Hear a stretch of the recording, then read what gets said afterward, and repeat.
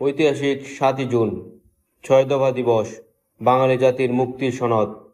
১৯৬৬ সালে ৫ ও ৬ ফেব্রুয়ারি লাহোরে অনুষ্ঠিত বিরোধী দলগুলোর সম্মেলনে আওয়ামী লীগের পক্ষ থেকে বঙ্গবন্ধু শেখ মুজিবুর রহমান পূর্ব পাকিস্তানে স্বায়ত্তশাসনের লক্ষ্যে ঐতিহাসিক ৬ দফা দাবি উত্থাপন করেন।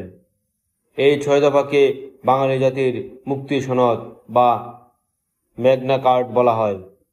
১৯৬৬ সালের ৭ই জুন ৬ দফার সমর্থনে দেশব্যাপী গণ আন্দোলন শুরু হয়। আওয়ামী লীগের ডাকা হরতালে টঙ্গী, ঢাকা ও নারায়ণগঞ্জে পুলিশ ও ইপিআরের গুলিতে ১১ জন বাঙালি শহীদ হন। তাদের আত্মত্যাগে বাঙালির স্বাধীনতা সংগ্রামকে আরও বেগবান করে। তৎকালীন পাকিস্তানের জনসংখ্যা ৫৬.০০ ছিল পূর্ব পাকিস্তানের, অথচ ১৯৫০ থেকে ৭০ সালের সময়কালে মোট উন্নয়ন ব্যয়ের মাত্র ২৮.৮৪% ব্যয় করা হয় পূর্ব পাকিস্তানে। অন্যদিকে পশ্চিম পাকিস্তানের প্রায় ৭১.১৬%। এই বৈষম্যের বিরুদ্ধে বাঙালির ন্যায্য অধিকার আদায়ের সংগ্রামে অন্যতম ভিত্তি ছিল ৬ দফা।